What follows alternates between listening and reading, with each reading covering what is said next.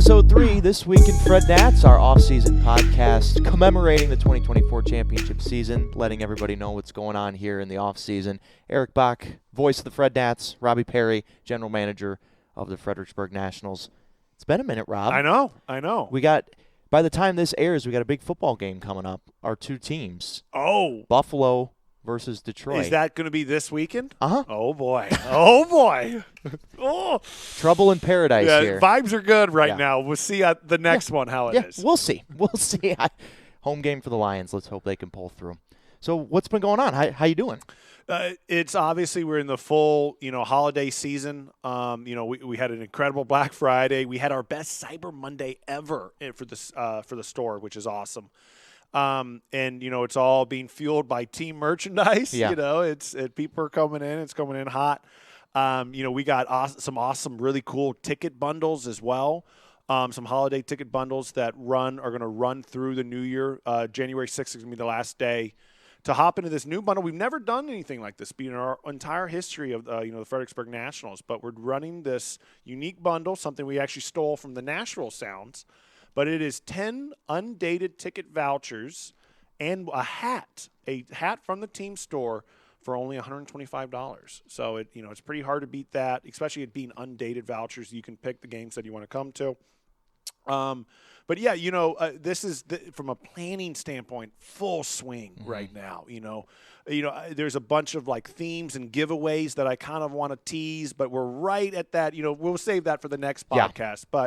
But it is in full swing, all planning for giveaways, for theme nights, for obviously kind of initiatives and groups and all things for the year. So it is always one of my favorite parts of the year because the season, it does not happen without all the hard work that's happening right now. And by the time the calendar flips to 2025, we'll use this podcast to tease some of the stuff that's coming up in the 2025 season as far as promos go. So you mentioned the holiday bundle. That's 10 ticket vouchers and a hat for $125, and that is through basically the next month through January 6th, obviously through the new year.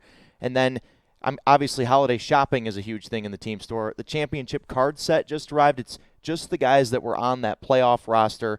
And if you spend $75 in the online team store, you'll receive a limited edition championship poster, which you can't get that anywhere else. Nope. That's some really good stuff. The deadline to that is Thursday, December 19th. So 2 weeks, or 1 week from today by the time this airs. So December 19th, spend $75 in the online team store, and you'll get the championship poster back. You never know when the next one's going to be. No. You got to commemorate it while we can, right? That's true, but it will be next year. Well, right? I hope so. Yeah. We called it. We did. We called it in 24. I don't know if we can go out on the limb again to say, you know what? Soon. It's Too 2025. Soon. We called it in March, right? So we'll stay tuned in March, and we'll see where we're at for next year. Yeah, it was all about the vibes too. But so we've got the holiday parties coming up. We're pretty booked out here at the stadium for that. So congrats to those that got the space here. If you step out on the Total Property Services Club level right now, it is just a winter wonderland out there. Obviously, it's not baseball, but man, is it the busy season in the club right now. Yeah, and every time I walk through it, I just feel. Oh yeah, it's super festive in there actually right now. It's you got decorations year round, and all month long. So. Yeah, holidays are incredible. Obviously, we got plenty of things in the team store, like the limited editions for the posters. I mean, that is an incredible, incredible thing. Designed by our own graphic designer, so has our nice little, spin on it. And obviously, coming up, we've done it. I think this is our 4th year, maybe our 5th year. But Brunch with Santa, which is this Sunday? Yeah, the 15th, December 15th. Yeah. Yep. So it's going to be from 11 to 1. Obviously, we've done it. It's been extremely, extremely popular. So if you haven't already gotten tickets, you need to get tickets ASAP because they're going super fast, if not already gone. But it is you have obviously cookie designing. You have a whole-on breakfast, like legitimately full-on breakfast. Santa's going to be there for pictures. You can write letters to Santa. It's a really, really, really cool event in the club. Yeah, by the time this airs, there will be limited tickets available. So if you are on the fence about that one, you're definitely going to want to pick up your tickets. Sunday, December 15th, 11 to 1 p.m. right here in the Stadium Club. We've got Brenner Cox coming up on this episode of This Week in FredNats. Rob, I normally am with you cheering for the Bills, but not this week. Sorry. No. Good luck. No injuries. Everyone have fun, Yep. right? Yeah, hopefully we've gotten a lot of snow up north, so hopefully it clears up for travel. Clears up for travel. And Yeah. it's nice and 72 degrees and sunny in the dome. Maybe at we Ford should Field. give a recap on the next one and Okay. be really nothing holding back. Let's get real emotional and maybe we actually the recap we should call right after the game and everyone can get Awesome. the real hot takes. You know, I'm sure everyone would be thrilled to hear about our irrational football takes after our teams win or lose. Definitely great podcast. non-emotional takes, Yeah. right? Yeah. That would not be good content. This coming up with Brenner Cox is. So thanks, Rob. We'll talk to you next time. Thanks, Eric. Thanks. No.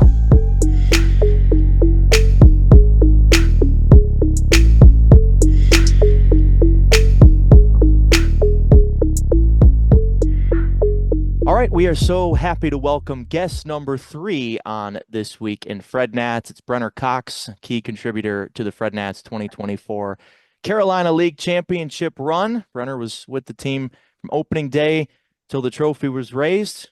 B, how's it going, man? How's the offseason going for you? What's up? What's up? It's going pretty good so far. Just getting ready to get back to spring training next year, you know. What you been up to? I know we talked at the end of the season how everybody's pretty burnt out with it by the end of the season. What you been up to? Been watching a lot of football. Sitting around, making food. Been really, entering my chef space, you know what I'm saying? Getting over there. Spending time with my family. That's probably the best part of the off season. Is getting to see everybody at home. Yeah, you said football. I know you're a Texas football fan, but you got a TCU Horned Frog shirt on to film this podcast. What have allegiances changed, or what's up with No, that? absolutely not. Absolutely not. I just got one of my friends that gave me this, so it's always cool to rep different schools since I didn't go to them, so I have no loyalty to any school other than Texas. So we're recording this before the SEC championship game, but this will come out afterwards. So do you have any? Tell me what your prediction is. I know you obviously have Texas winning, but how do you think it's going to play out? And then we'll be able to see if you were right. UT by 14. I record this. Quinn Ewers is going for 3 touchdowns, 315 yards, 1 interception. So you think the Longhorns are going to get the revenge on the Dogs? Absolutely. They're ready this time. Okay, cool. So you heard it here first. This will come out, so we'll know if Brenner was right or not by the time that this airs. So you mentioned family. I know you have younger siblings, and it's probably pretty good to be around them during the off season and just spend the time that you don't get to spend during the season. Yeah. Yeah, it's really cool to see my siblings. I mean, every off season I come back and they grow, they get bigger. Their personality changes a little bit. So it's always nice to come home and just spend time with them while I can before I go back. Same with my dad and my mom. And you said you're working on your chef game. What's like a few of the dishes that are your specialty? I'm trying to master the grill right now. So I've been making steaks, chicken, big steak and egg guy. So I like cooking my eggs, kind of changing the eggs around, rice, just meals that'll help me put on some weight this off season. So that's the goal, to add a few lbs this off season? That is the goal. So what are we targeting number wise? We're on 210. That's the goal. Cool. Goal is to get to 210 before I go to spring training. And do you know when spring training is starting for you, or is it just kind of still up in the air? It's still up in the air. I haven't really heard nothing yet, but it is the dead period, so they're not allowed to reach out or nothing. So I haven't heard nothing yet. Yeah, so that was my next question. Like, how much communication is there with the Nationals? Is that a mandate from the Nationals saying, hey, we think it'd be good for you to put some weight on, or is that just something that you decided on your own? I feel like it's kind of both of those things. The national, there's not a lot of guys in the big leagues under 200 pounds, that's for sure. So, I just kind of figured I need to get stronger as I get older, and it just makes the game a little easier. And they've told me the same thing: just stay in the weight room and continue to get stronger, and everything will become easier. What's the training schedule look like to accomplish that? Right now, just kind of working out in the mornings, getting my lift in, a lot of weight training, eating, trying to eat 4 or 5 meals a day. That's the goal. Um, and just, keep hitting and do a bunch of grip strength, all that stuff. Just get everything stronger. That's all I've been doing. I know that part of the reason I think the team was able to win a championship is because of the camaraderie of the clubhouse during the Hmm. season. Have you kept in contact with a few of your teammates? Have you been able to link up with any of them? Oh, I mean, it's actually funny you say that. This weekend I'm actually going to Toronto. Me and Elijah going up to see Nate. So Yeah, it's a FredNat trio reunion then. yeah, going up to see our boy this weekend. That'll be fun. Never been there. Never been to Canada. But other Nice. than that, I mean, yeah, I mean, me and Seaver will Snapchat sometimes. Talk to Coop a little bit. Yeah, I talked to a couple of guys still. So what's on the agenda for Toronto? Just tomfoolery? Staying safe, Eddie, staying safe. I know Eddie listens. He loves to hear that. Continuing to, probably get some work in up there. Get to see everybody, maybe work out a little bit. Go to a Raptors game, get some good food. Just enjoy the stay in Toronto. Nice. It's gonna be cold, man. I It is just going was to be home. cold. I'm from Michigan. I was just home for Thanksgiving, dude. It was like blizzard-like conditions, like 25 degrees and Yeah. blowing snow. So you gotta be, your Texas bud has got to be prepared for that. Yeah, no, I got to go winter shopping before I leave. Yes, you definitely do. So I want to talk about in that same vein. Have you ever been on like a true championship team before that like you were the last man standing at the end? Are we talking about just in sports in general? In sports in general, yeah, any sport. Yeah, I mean, I was a lot younger. Sure. We played in Cary in the USA thing, and I mean, my team ended up winning it, but that's about it, honestly.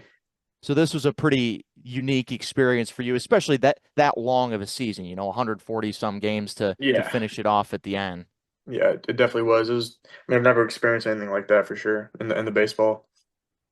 Yeah. So let's shift our focus to the season itself because for you 2024 was kind of the redemption tour in Fredericksburg after 23. What do you think changed for you? I mean, for me, obviously we saw you in 23. It was just growth and maturity in pretty much every way that I saw personally in you. Can you speak on that and what allowed you to have a pretty successful 2024 season? Yeah, I just think that, I mean, the more I'm around the game, the more I'm learning every day, and the more confident I get, and just more comfortable around clubhouse, on the field, just everything in general. And I just feel like, the more innings I play and the more games I play, um, it just, I wouldn't say the game becomes easier because the game is not easy, but Sure. it's, it just becomes more comfortable for me and it's more fun to play out there. I had a lot more fun this year playing with all those guys. How much do you work on just the mental like health part of the game pretty much? Because as you say, it's a very difficult thing to do. Even the best of the best have stretches of struggle, right? What Hmm. are some strategies that you developed either just on your own with the Nationals' help, with your help from your teammates, with help from your family that have allowed you to just kind of flush it? Because I think that was a skill that you really showed in 2024, the ability to bounce back from a bad result. Yeah. Last off season, I really did a lot of digging, and trying to just talk to myself and just tell myself that I have the capabilities to perform at a very high level, and I just had to believe it, and I just had to tell myself that every day, um, and just forget about it. I mean, it's over with, so it's just all about what am I going to do now, and that was really the main focus of last off season. Like, yeah, put in the work. I mean, that's all good, but at the end of the day, if you don't have the right mindset, then I just don't see a way that you'll be able to succeed in this game. And fans of the FredNats and obviously fans of you know about your football past. What do you think playing that game contributed to your mentals playing the game you play now? Yeah. I mean, where I'm from over here, we play against a bunch of good teams and bunch of really good talent in football. And I mean, you get whooped or you get hit really hard, and I mean, you honestly, I've been hit hard so many times. I'm like, all right, I don't know if I want to get up from this one, right? Like, I don't know. But I mean, you got your family in the stands, you got your friends in the stands, you got people watching. I mean, you're gonna have to get up and you're gonna have to keep going. I mean, there's no. I mean, I'm not. I mean, you're not gonna quit. That's just not where I come from. So, I feel like that's really how it helped.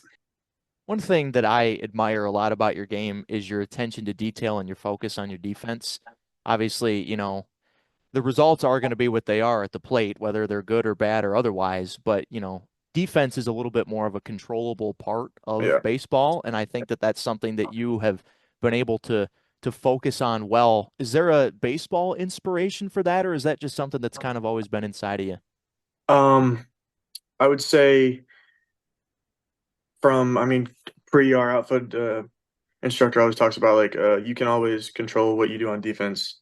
Like I mean, I feel like it's a completely separate game from the offensive side. You can help the pitcher win, you can help your team win just being on defense. And you got to take pride in being a good defender, whether that's making throws, making good plays. I mean, cutting off the ball, hitting your cuts. I mean, all of it can affect the game somehow. And it's just, I mean, staying when you're on defense, staying on defense. When you're on offense, keeping on offense, not mixing them together. Who was your baseball team growing up? Were you a Rangers fan in Texas? I was not. I was an Astros fan. Okay. Well, that makes I used to go to I used to go to a lot of Astros games. because I know you went to high school in Frisco, which is Yeah. obviously Dallas area, but you were born in Houston. So the Astros, obviously, when you were growing up, there's a lot of success for the Astros. So it was just you Yeah. were always kind of drawn to that. Yeah. I mean, there was a lot of winning going on when I was younger around those teams. Yeah, I used to go to a bunch of Astros games, a bunch of Texans games. Um, Growing up around that really opened my eyes to like how much fun that playing sports at a high level could be. So do you have a favorite Houston player from that era? Oh yeah, Altuve. Yeah. Okay. I mean, What, he's the hometown guy.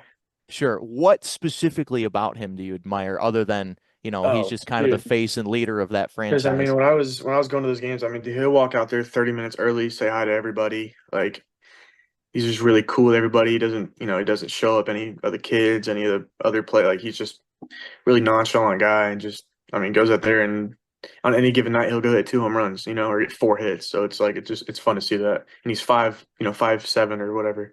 Yeah. So it's really cool to see that.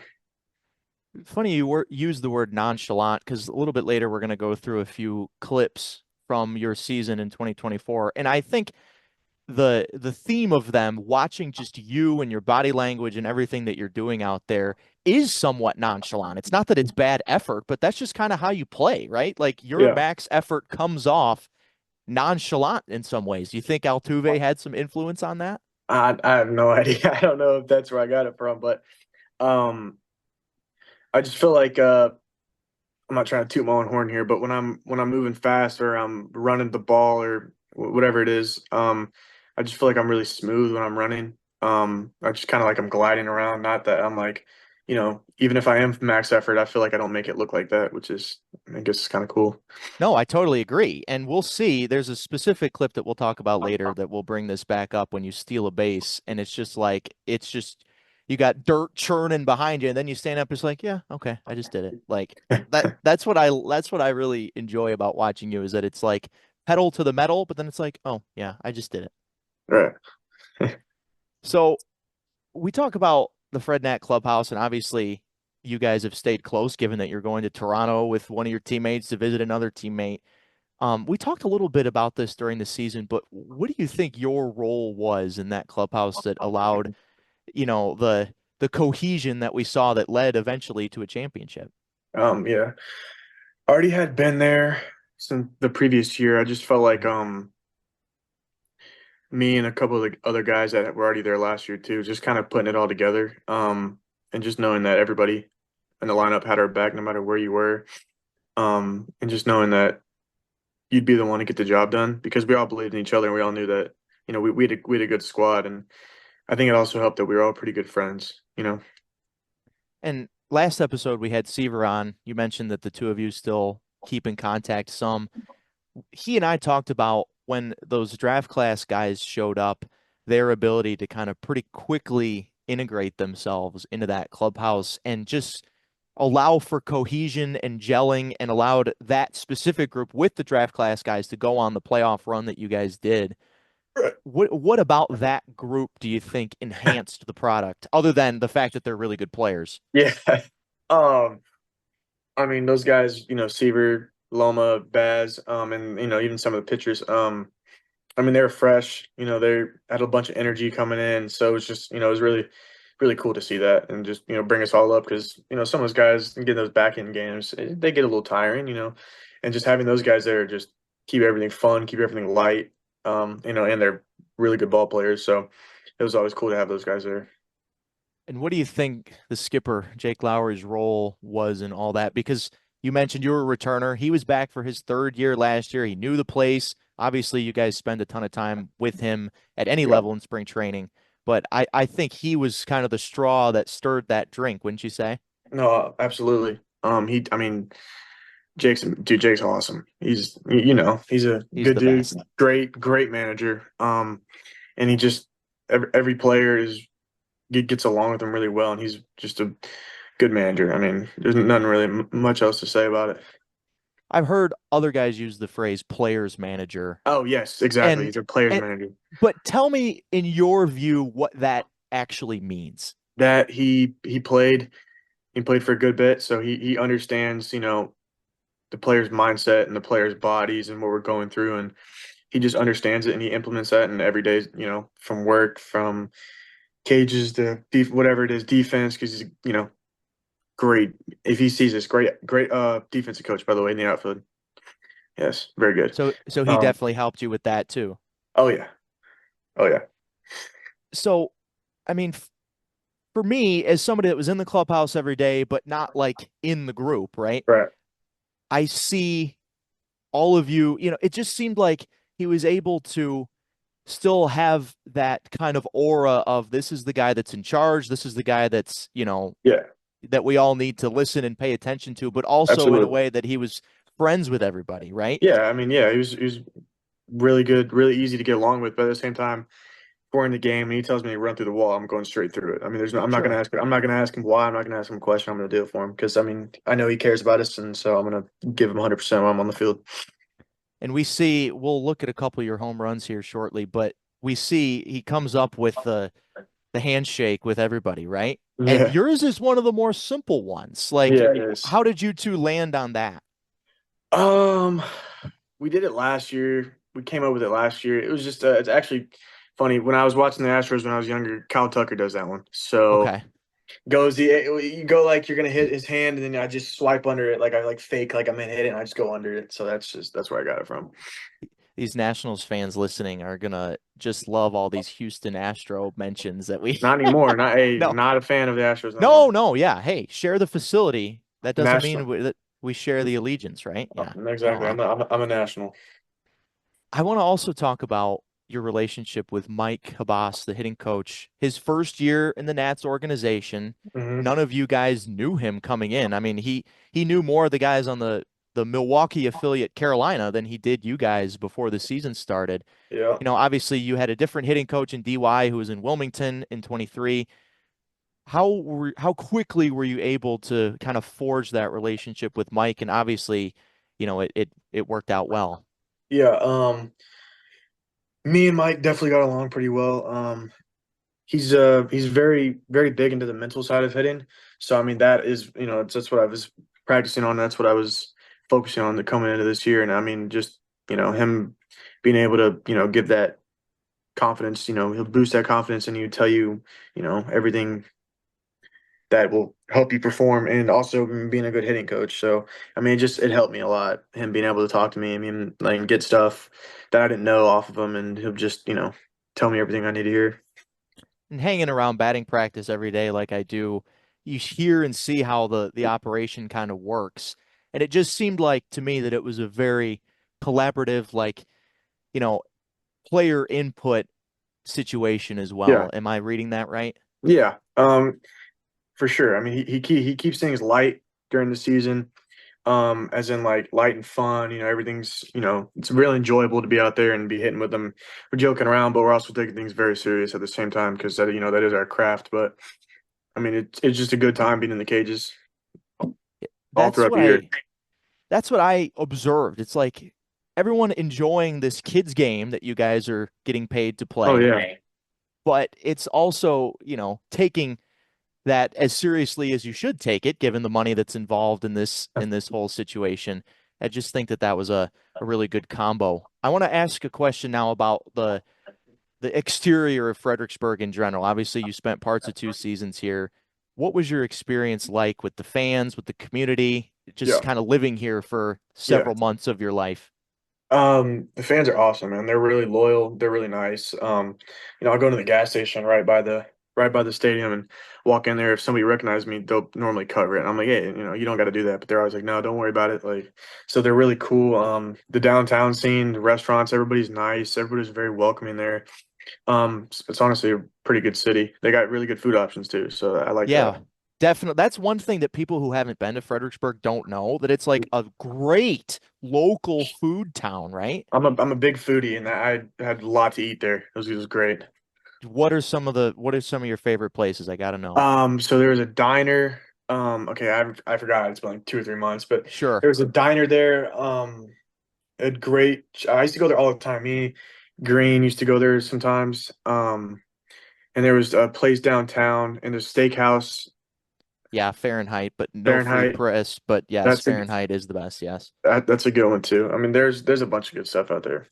Yeah. And obviously, traveling in the Carolina League, it's actually a pretty good league for the most part, Yeah, travel it wise. is. You go to some decent spots. Obviously, we'll talk a lot. You really enjoyed your time in Charleston. That was maybe your best statistical week of the season. But what are some of the favorite destinations that we went this year that you were able to explore I a little bit? I enjoyed Columbia because I mean I got to play against some friends there that I had played with or against younger. Um, Charleston was nice. Myrtle Beach was awesome. I liked Raleigh too. I enjoyed Raleigh. Yeah. Yeah. Obviously, you celebrated your birthday in Charleston Yeah. and played really well. So it's good to feel good about that place, right? Hmm. Do you have a favorite like moment from the season? And you're not allowed to say winning the championship. Is there like a moment that comes to mind where you're like, man, that was number one for me? Yeah. Okay, it's actually gonna sound crazy because it's not even me. It's watching Ochoa throw that guy out in the championship game. I've Yeah. never been like that was probably the most I've screamed on a field. Like I was like, no way he just did that. Like that was amazing. I was And laughing so obviously, hard. no, we were all just like floored by it, right? Because it's literally the championship game. Like there's not another game after this, Oh win yeah. or lose. And unfortunately, Vaquero hurts his shoulder trying to slide back to Yeah. first. He has to go out of the game in the very last, like the last couple innings of the last game of the season. I think the last 3 innings. Yeah, and then Ochoa is forced to go out there and play left field. And of course, the ball's going to find him, right? And he just did it perfectly. We actually had that as one of our top 10 plays from the season was him doing that. And I thought that, we were putting together that list and I just thought that it was impossible to not include that Yeah, one. there's no way. I just remember sitting there because I mean I got to back up that throw from left, and I'm sitting there and he throws it. I'm like, oh my gosh, he's out. Like there's no way he just did this. My arms go in the air. I'm looking at Green. We're screaming. I was like, oh, he just did that. That was sick. Because what was that? The tie and run might have been It the tie was, or I the think it the would have third. brought the tying run to the plate Yeah, if that yeah, guy tie and was run to the on plate. base. Yeah, yeah, Yeah, I that was mean, awesome. it was that game had so many moments, right? It was that one. It was Pimentel's home run, which Hmm. was one We of the called that. more. I called that. We basically called that. Hey, we both did. If you go on the broadcast, you can hear me say right before the pitch, this feels like a Brandon Pimentel moment. I Bang. said, I said, me and Elijah were sitting right there, and I said, if anybody's gonna do it, it's Pim. This is Pim's gonna do it. So Home run, right home run. I was like, oh wow, we all had oh the same wow, feeling, and then it happened, of course. And yeah, then you got Sikora on the mound, your fellow Texan, and love that, love it, love anytime he's on the mound. yeah, it certainly helps, right? Yeah, Tell me yeah, about did you have any pre-existing relationship with him, both of you growing up in Texas? yeah. I had played area code with him for a year. he was actually younger playing up with us at area code, and he was just. I mean, this was when he played shortstop. Still athletic. Could he actually hit a little bit too? Believe it or not, he could stick it. Oh yeah. Um, and then I remember him get on the mound. He's like 15. He'd blown low 90s by everybody. We're just like, who is this kid? And then the next year, I'm doing draft workouts and stuff, and he would come, he'd tag along. The only underclassman there, he's tagging along. We're like, what is he? What is he doing here? Like, oh, and then everybody found out that he throws 100 now. We're like, oh, okay, Yeah. that Makes makes a sense, little more right? sense. Yeah, Did you ever face him? I've never. Oh, I actually faced him in spring training once. Okay. But you didn't face him before you guys were in the same org. No, That's probably lucky for you, right? played with him again at actually this Texas Scout this game we have here in Texas for a bunch of the players here. But that's about it. No, I haven't faced him other than that. In that same vein, what's the toughest at bat you've ever taken? Like what do you think the very best pitcher you've ever faced? In the season? Anytime. But I mean, Hmm. I would guess it would likely be during the season. Yeah. Sheesh. That's a hard one. I would say I don't know if it was the hardest, but I mean he definitely had some good stuff. That right-hander who threw against us this game two in the championship, who was like 100 Yeah. with that big old curveball. I mean Yeah. he had some pretty good stuff to I would say. Rosario from down east comes to Oh, mind as well. yeah, that guy. That guy's legit. That guy's Yeah, legit. and there's no video there, so nobody saw the proof of how good he actually was that day. But man, oh Yeah, he man, got he was some great.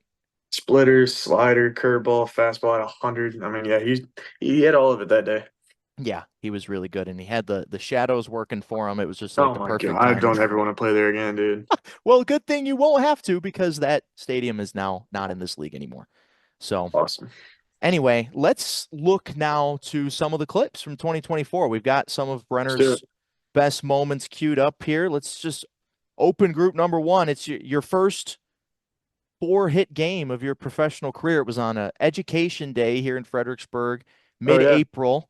All right, I Finished got it. the finished a double short of the cycle, and we don't have to specifically go through every at bat, but we can just talk about that day and what you were Yeah. feeling and what was working that day. Yeah. I actually remember this day. Was that second series of the year?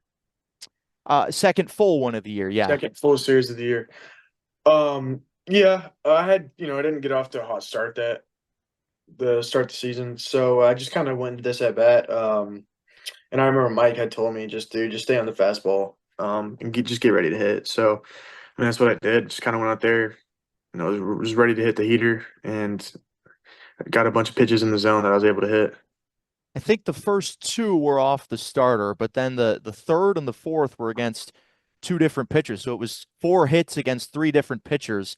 And Yeah, obviously you guys have scouting reports about, what this guy throws and all that stuff. But I mean, I think that's one thing that people don't appreciate about hitting at this level of the minors is that there's so many pitching changes and you're yeah, constantly seeing different looks. How do you deal with that during a game? yeah. I mean, you really just gotta come up with a plan once you get your report on the guy.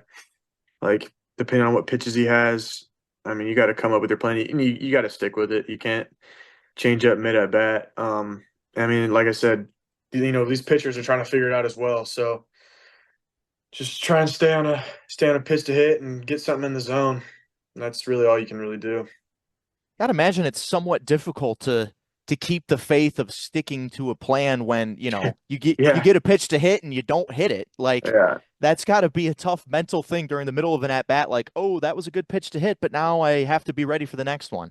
yeah. I mean, when you were anticipating a pitch coming and you're correct and you get a swing off and you do not hit it, that is one of the worst things that can happen when you're hitting. It sucks, but then I mean, choke up and get ready to fight and hope you leave something in the zone like a mistake, and then hopefully you get that one. Yeah, I mean that's really all you can do.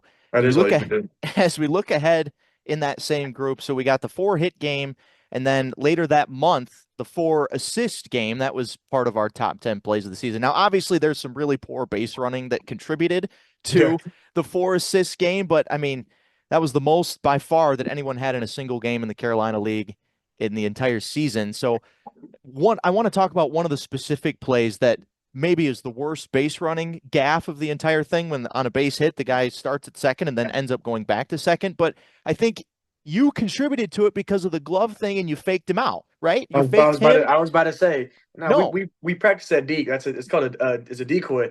I mean, he's not looking at the ball. He's looking kind of in my area. So if he sees me go like this, he's anticipating, oh my gosh, I'm gonna catch it. So I mean, it ended up working, and then it ended up running back.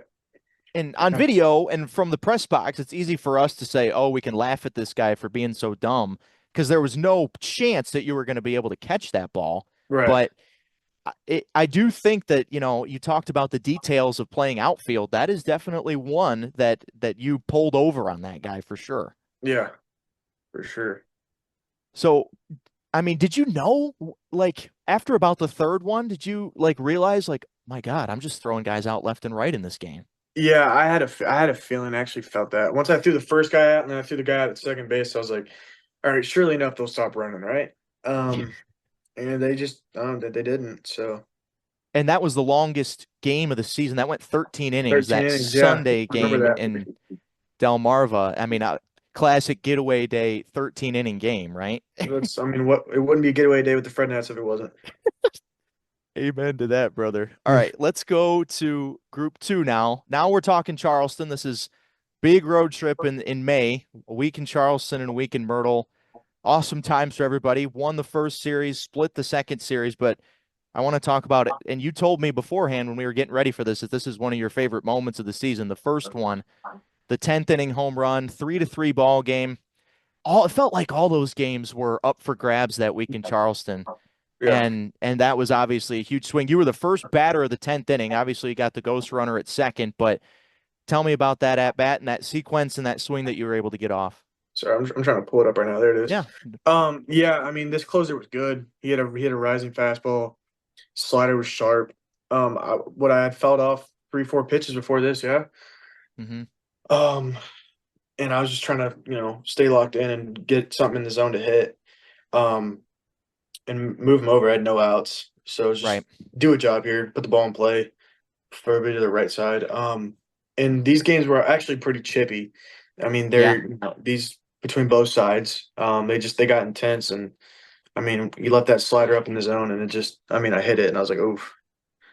Yeah, I could feel that from the booth. Like, this is the first week in May, and it felt like almost like a playoff atmosphere, like big crowds in Charleston. The two teams were kind of getting Yeah, after it. I remember the wind blowing in that night from right yeah. field too, and that ball was crushed. I mean, it totally beat the wind. Just cutting the wind. Backspin cuts the wind. Backspin cuts the wind in the low country down there. So Yeah. then the next clip, 2 days later, it's another home run. It's a 5 RBI game. That's a career high in a single game for you in your pro Hmm. career. I mean, you were just really seeing it well that whole week, right? Yeah. Uh-huh. Tell me about this swing. Yeah. Let me pull it back up. Well, I mean, I got in a hitter's count. I got in a 3-1 count. This guy was, going really heavy with the fastball. So I was just waiting for some fastball in the zone, particularly, and he just happened to throw it, right in one of my favorite spots, and I got the barrel around it and was able to put it in play. And when you say I'm looking for fastball in the zone, is that something that you're saying to yourself as you step in? Like, is it self-talk like I'm looking for a fastball here, or is it just something that you just kind of innately know? It's just something I subconsciously say, like I'm always on time for the fastball. That's what I try and do. Like personally, I want to stay on the fastball at all times and then eventually, whenever I see an off speed, I can, my body will just go to the off speed pitch naturally if I stay on the fastball. But if vice versa, there's no chance you hit the fastball. So let's move ahead to your birthday, your 20th birthday, May 11th. We look ahead. It's teams down by a run in the eighth inning. This is a big spot. Guy at second, 2 outs, 2 strikes. Like, we got to get this run in to get this game Yeah, tied. I got to imagine that's a little bit of a different approach than the last two at-bats we talked about. yeah, for sure. I mean, this dude was a good pitcher too, man. He was throwing fuel, that's for sure. And he kept going that fastball up, and I might have swung over one of them prior. What was the count? What was the count? I think Did you it's say 2-2 or 3-2. 2-2 or No, I'm trying to go to it. It's actually 0-2. 0-2, even Yeah, so worse. I think that's what it was. I think I had swung through two fastballs. So I was trying not to do that again and just try and, put some in play and 2 outs, just put some in play. I mean, that's really my goal here is don't get myself out. Let the defenders mess up themselves, and he leaves one over the plate, and I'm able to fight it off in there for a hit, and And they Q scores. Yeah, the defenders had messed up in that inning prior to that to give you that chance. So, Right. put a little pressure on the defense. And I love watching Q run home here because Morgan, that's Trey Morgan out there in left field. He's one of baseball's top prospects. I saw him when I did the Arizona Fall League. He lets one rip here, and old Q, he boogied down there. Oh yeah. Yeah, he can Q can move, man. Don't sleep on it. No, yeah, Q, especially, lean, mean Quintana. He had a good series that week too. He did. But He did.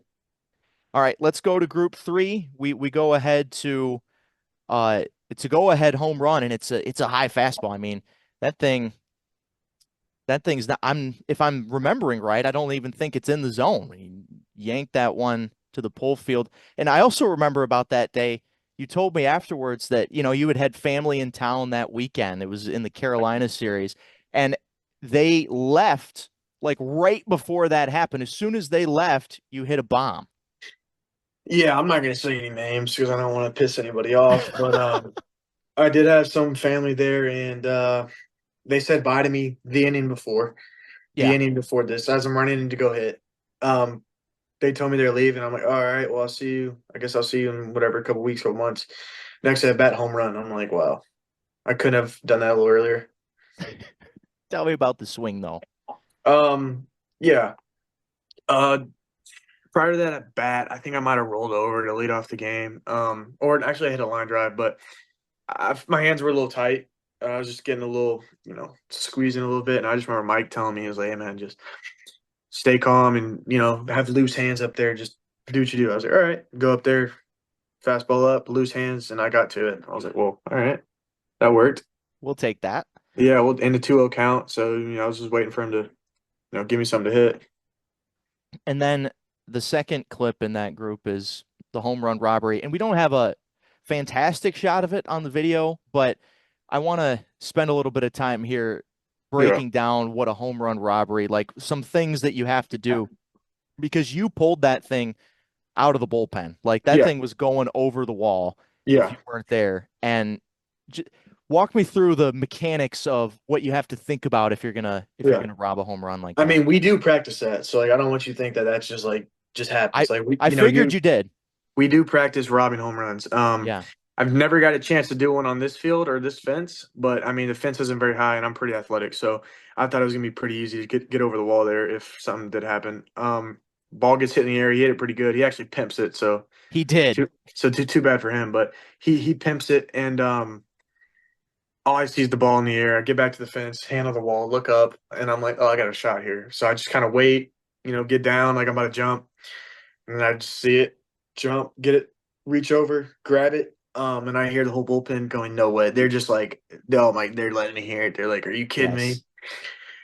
Pick it up, throw it back in, and try and get the runner not to get third, even though I don't really think he tagged, but the runner at third tagged, but we'll just say he did for this.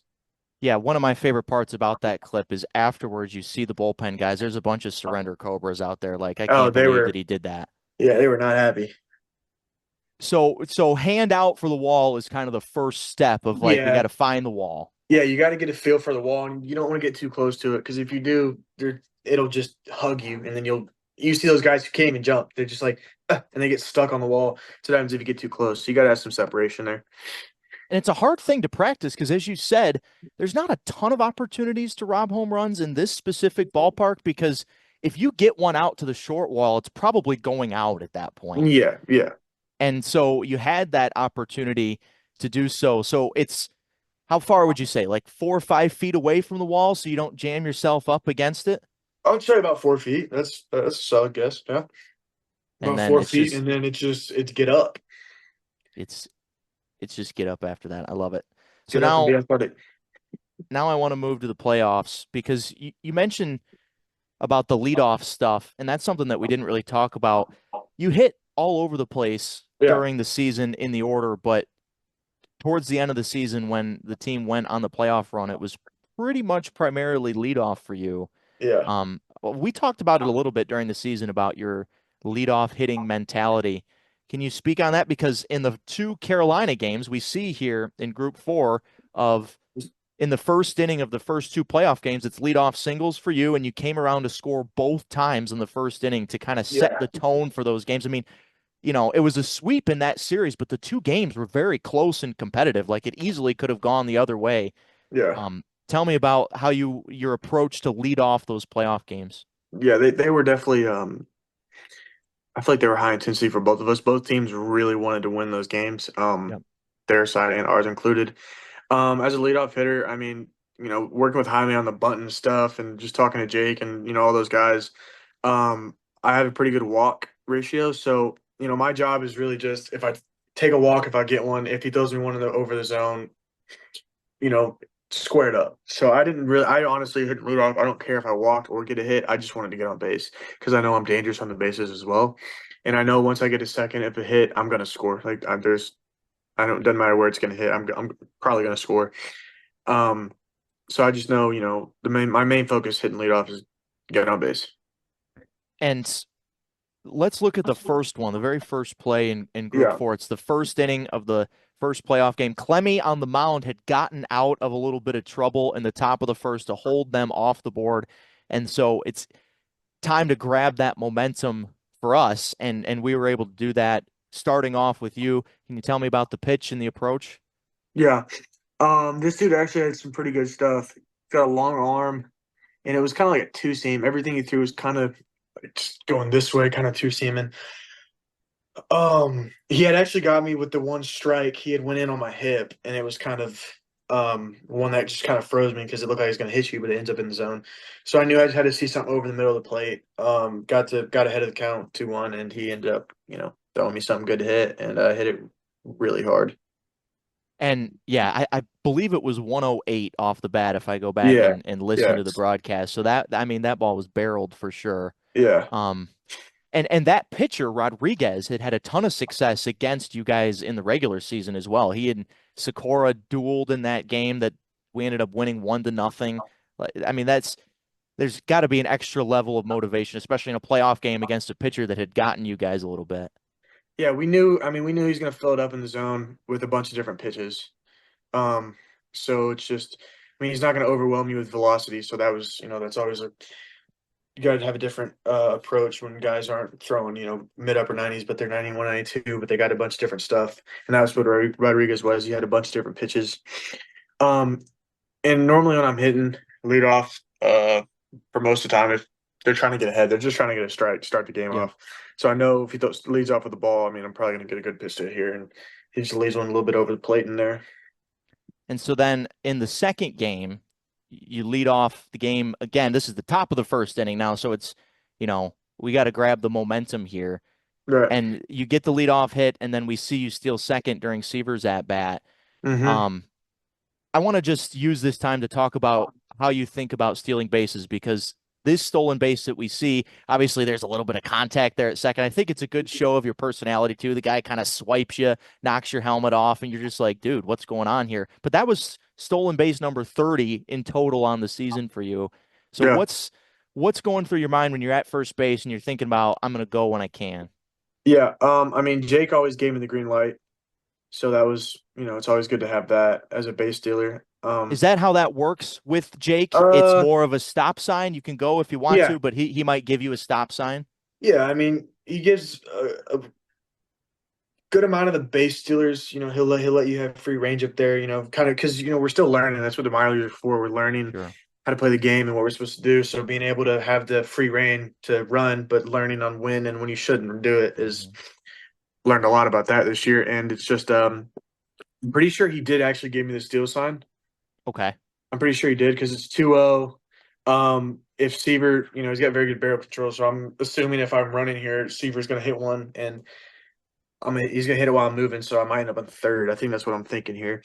And I mean, he's got probably a 1-5 to the plate. He's got a big leg kick, so just thought it was a good time to steal here, and the catcher was not going to throw me out, so it was Yeah.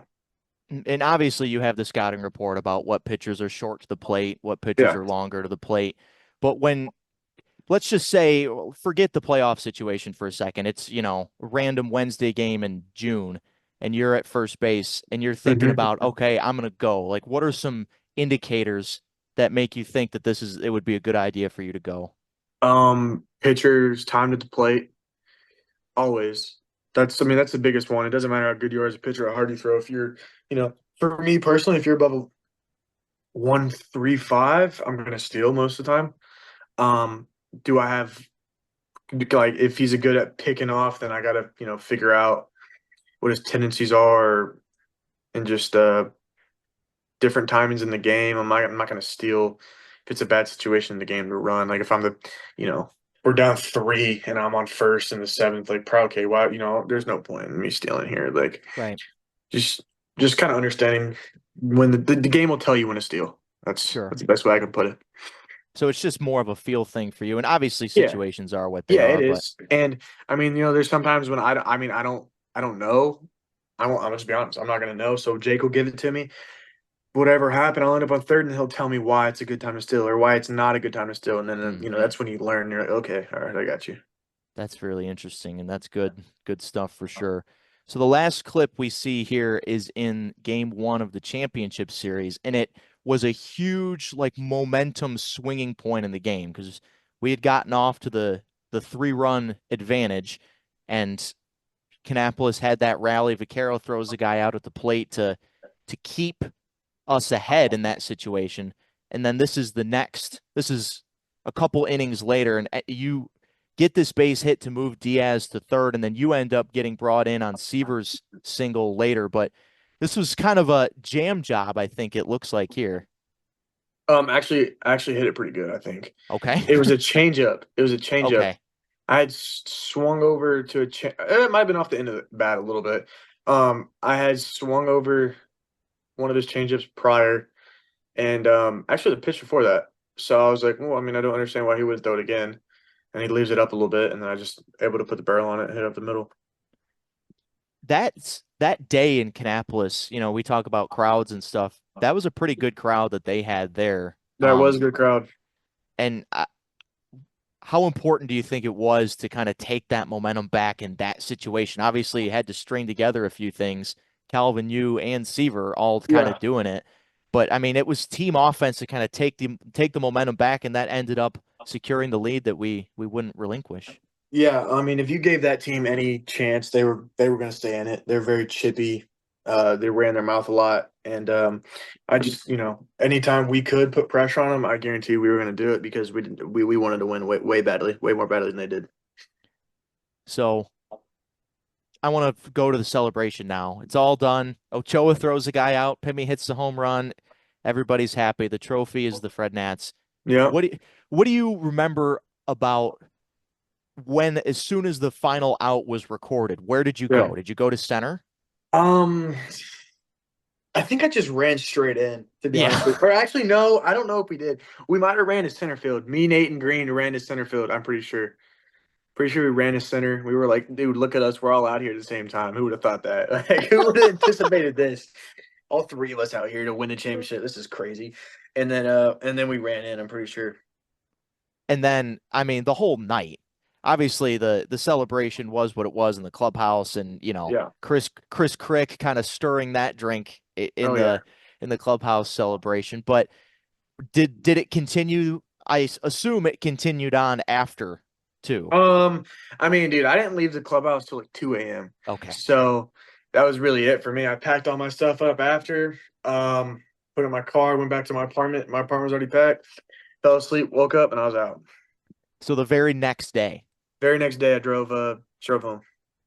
So how far is it from Fredericksburg to Texas? It's 20 hours, so I stopped in Nashville for a night and then I drove the rest. Did the rest. That's what people don't like realize about these minor league seasons. Like, yay, we won the championship. Good for us. We're gonna party all night, and then we're all gonna leave the next day. Yeah, then we're all out. Yeah. That's Yeah, great. it was a quick turnaround. Definitely a quick turnaround. Well, my friend, it was great to go through this stuff with you. Appreciate the time, and Yeah, it was fun. yeah, I hope that you can be reunited with the skipper and Wilmington to begin Yeah. 2025. Obviously, we don't know where everyone's going to end up, but I imagine that that's a likely destination for you. Yeah. It'd be nice to be wherever I am. It's gonna be fun playing ball. You know how it is. Brenner, I do. Brenner Cox, great friend of the FredNats Baseball Network and Yeah. great podcast guest. Appreciate you having you on. And Thank you. I hope for your sake the Longhorns pull it out against Georgia. Me I would too. love Hey, you heard it. 14 over. two touchdown win for the Texas Longhorns is the prediction. It'd be funny to see the Georgia people squirm a little bit with that third loss in the playoff, right? I'd love it. I'd love it. We love it too. All right. Thank you, Brenner. We'll Yep, thank we'll you very catch up much. with you soon, man. Alrighty.